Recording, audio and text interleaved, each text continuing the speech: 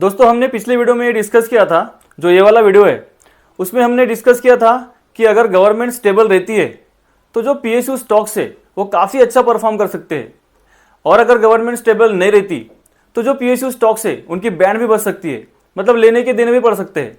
और अगर किसी भी तरह की गवर्नमेंट रही, स्टेबल या अनस्टेबल, तो ऐसे हर तरह के गवर्नमेंट में वो कौन से स्टॉक्स है जो अच्छा परफॉर्म करके अच्छा वेल्थ बना सकते हैं, वो भी हमने डिस्कस किया है।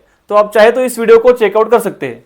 अभी जब से मिनिस्ट्री का अलॉटमेंट हुआ है तब से हमने देखा है कि जो रेलवे, डिफेंस और सारे पीएसयू के स्टॉक्स है वो काफी अच्छा उछाल मार रहे हैं।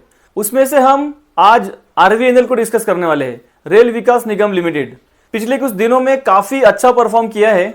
इसका एक महीने का अगर रिटर्न देखें तो 53% का है, 6 महीने का रिटर्न 121% का है, एक साल का रिटर्न 221% दिया है, और 5 साल का रिटर्न तो 1366% का है। मतलब 5 साल में पैसे को 14 गुना बना के दिया है, काफी कम समय में पैसे को मल्टीप्लाई करके दिया है। तो इस वीडियो में हम डिस्कस करेंगे कि आरवीएनएल आने वाले दिनों में कैसा परफॉर्म कर सकता है, इसका फ्यूचर क्या है, और अभी तक इसने जो पैसा मल्टीप्लाई करके तो दिया है, लेकिन क्या आने वाले समय में भी अपने पैसे को मल्टीप्लाई कर सकता है क्या, इसके बारे में हम डिस्कस करेंगे। तो हम सबको तो पता है कि जो पहले रेल मंत्री थे वही इस बार भी रेल मंत्री बने हैं, तो इसको मार्केट ने बहुत ही पॉजिटिव लिया है और अच्छे से सेलिब्रेट किया है, और इसकी वजह से जो रेलवे के स्टॉक्स है वो काफी अच्छा प्रदर्शन करते हुए दिख रहे हैं।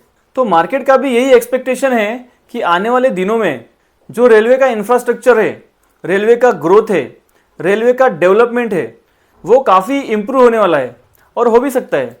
बस यही गवर्नमेंट 5 साल तक चली तो, और ये बात हमेशा ध्यान में रखनी चाहिए दोस्तों, क्योंकि रेलवे में काफी अच्छे बदलाव पिछले 5 वर्षों से हम देख रहे हैं, जिसके कारण रेलवे के स्टॉक्स ने एक अच्छा रिटर्न्स अपने इन्वेस्टर को दिया है।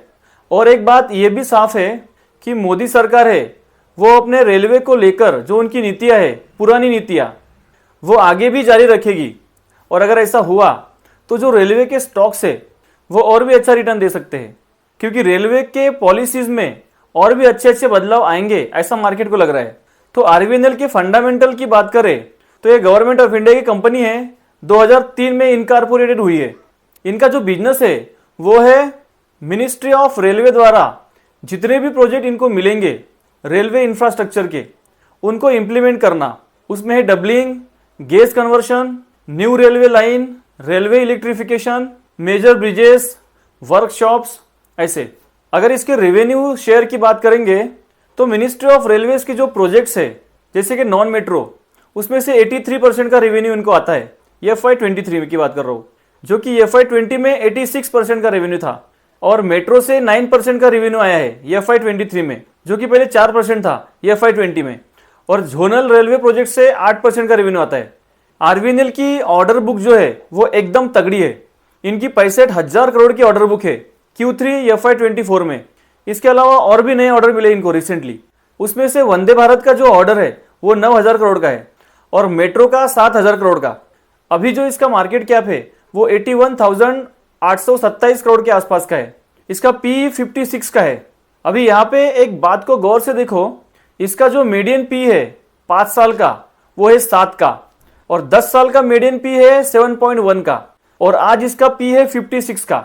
मतलब मीडियन P 7 का है और आज इसका P 56 का है। मतलब कितना P एक्सपेंशन हुआ है सोच लो। और इसी के हिसाब से समझना है, इन्वेस्ट करना है और खेलना है, क्योंकि पॉलिसीज में जरा भी इधर उधर हुआ, गवर्नमेंट में थोड़ा भी बदलाव हुआ, तो इसका P कॉम्प्रेस होते देर नहीं लगेगी।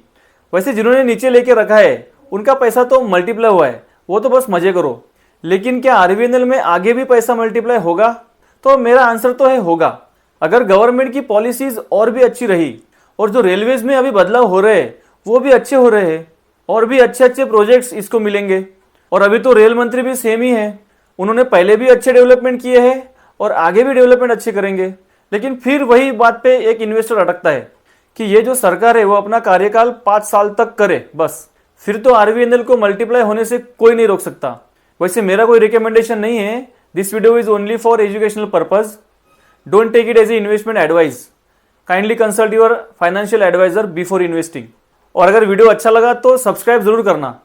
अभी इसका चार्ट देखे तो ये पहले तेजी दिखाता है, फिर कंसोलिडेट, फिर तेजी दिखाता है, फिर कंसोलिडेट, फिर एक नई तेजी दिखाता है। ऐसे इसकी चाल है। दूसरी इंपॉर्टेंट बात है कि अभी बजट आना बाकी है, तो क्या इस बजट का इफेक्ट आरवीएनएल पे होगा? तो जी हाँ, जरूर होगा।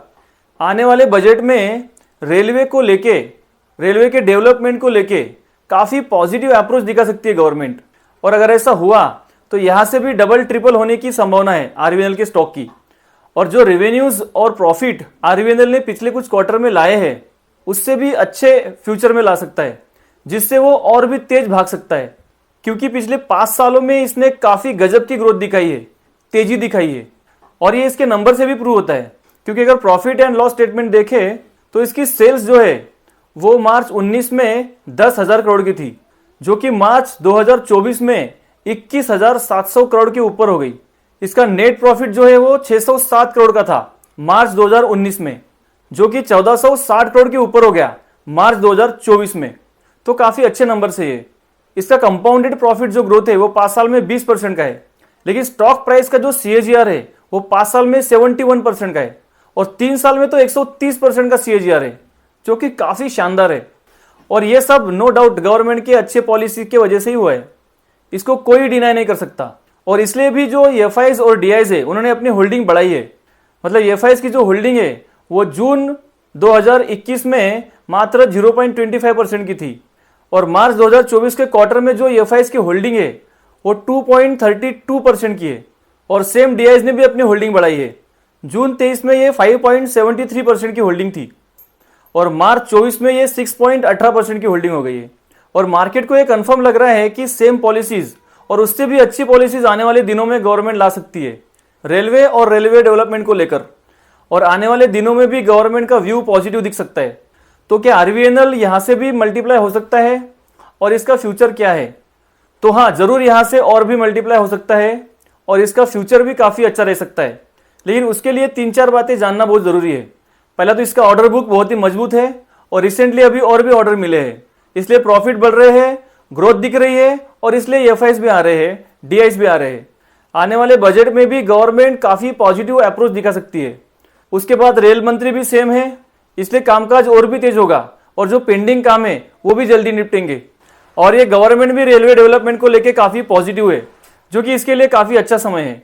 अभी सबसे महत्वपूर्ण बात मैं आपको बताना चाहूंगा कि ये सारी अच्छी बातों के बीच एक बात और भी है कि सब कुछ तो अच्छा है, बस ये गवर्नमेंट 5 साल तक स्टेबल रहनी चाहिए और 5 साल तक टिकना चाहिए।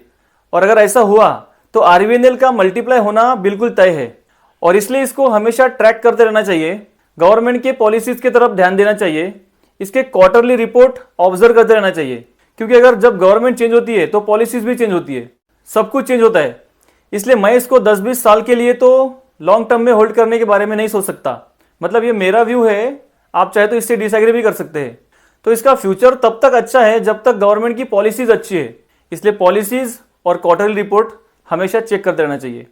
तो दोस्तों, अगर आपको इस वीडियो से कुछ नॉलेज मिला, कुछ इन्फॉर्मेशन मिली, तो चैनल को सब्सक्राइब जरूर कीजिएगा। और अगर वीडियो पसंद आया तो लाइक कीजिए, शेयर कीजिए और कमेंट भी कीजिए। तो मिलते हैं किसी नए वीडियो में, तब तक के लिए बाय बाय।